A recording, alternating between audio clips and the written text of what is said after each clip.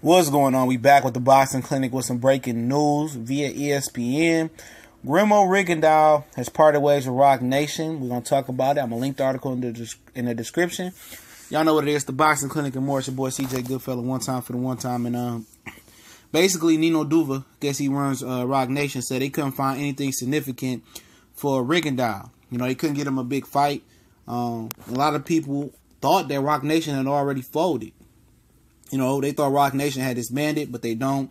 They still got guys on their roster. So, but they losing fighters though. You know what I'm saying? They not as prominent with HBO. They absolutely not working with Showtime. Knowing the history of what happened between Jay-Z, Beyonce, and Al Heyman allegedly, which wasn't turned out, I don't believe, to be true. And you know, they probably not gonna be working with Top Rank a hell of a lot on ESPN. And they roster falling by the wayside. I mean, they took Maurice Hooker and did a co-promotional deal with the Zone. You know you hitting rock bottom if you got to work with Eddie Hearn in the Zone to help with a new world champion from Texas, which is now becoming one of the hotbeds in boxing. You need help with that. You know what I'm saying? Maurice Hooker should sell itself, but you know they reached out to do the Zone for Maurice Hooker did a deal with the Zone for Maurice Hooker. So it is what it is. But they said they couldn't get Rigondeaux nothing significant, and they wish him nothing but the best. He had a year to go on his contract.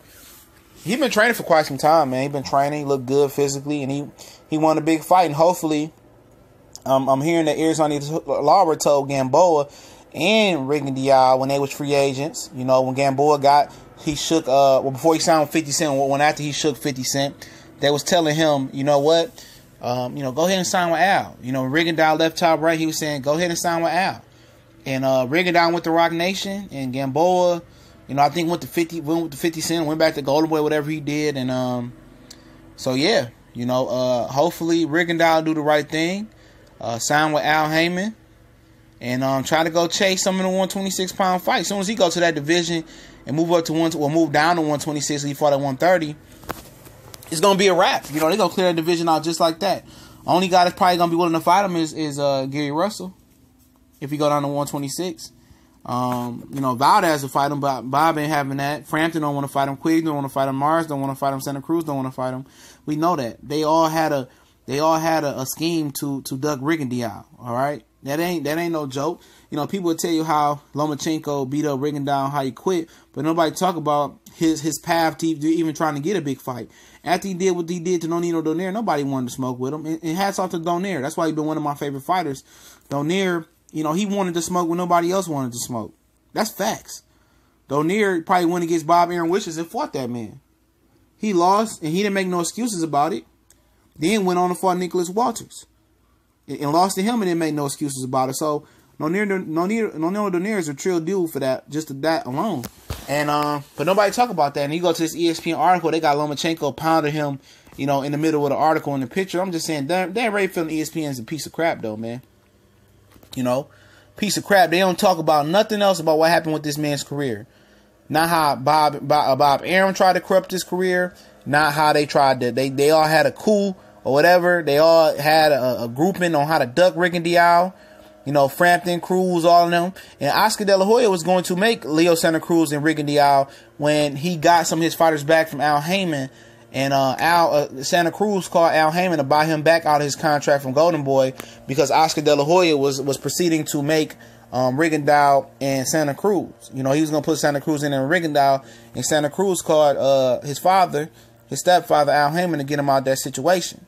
See, these little backstories they don't be talking about, they don't say nothing about. So, y'all know what the business is, man. Y'all know what they did to Rigondeaux.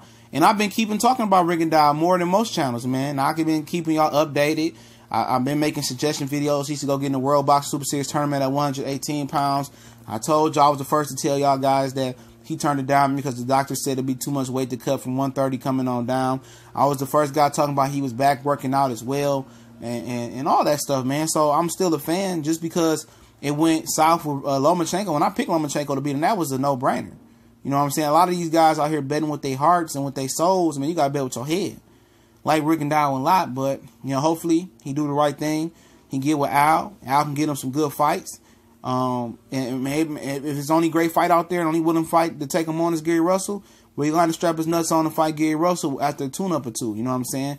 That's what he got to do. You know what I'm saying? And at the end of the day, if all them dudes move up, let's get a program for, or get a plan and get Rigondeaux, get all the belts. But he's parted ways with Rock Nation.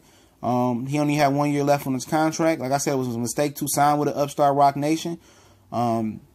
They did nothing for his career. I think Top Rank did more for his career by delivering a Donaire fight and putting some more money in his pocket than Rock Nation. But, you know, it is what it is. You live and you learn. And sometimes you got a wide margin for mistakes, but him being old, he have no margin for error. He needs to go ahead with Al, sit down with Al, or have Laura chop up, plan to sit down with Al and handle his business that way. All right, man.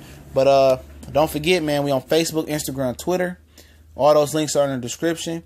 Also, check out the new Raw and Uncut podcast featuring myself and the Cali Enigma. Hopefully, we get to recording some more episodes soon, but we got 9 episodes already recorded.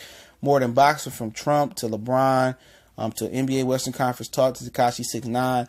A lot of different stuff. And some boxing on there as well, too, for you boxing heads, all right? Also, check out our new college sports page, S1210 College Sports Most Wanted. That link is in the description. We talk about college football and basketball and a dash of high school as well. And y'all be on the lookout, man. TBC and more, we on the rise. If you haven't subscribed, go ahead and hit the subscribe button. Hit the bell icon button. We very, very active. I mean, like 5, 7 to 10 videos a day. So we pushing it, man. And, you know, one time for the one time, don't forget, we grinding. We're going to come back with some hood stories today. I got a good hood story video. So y'all be on the lookout for a few more videos. We gone.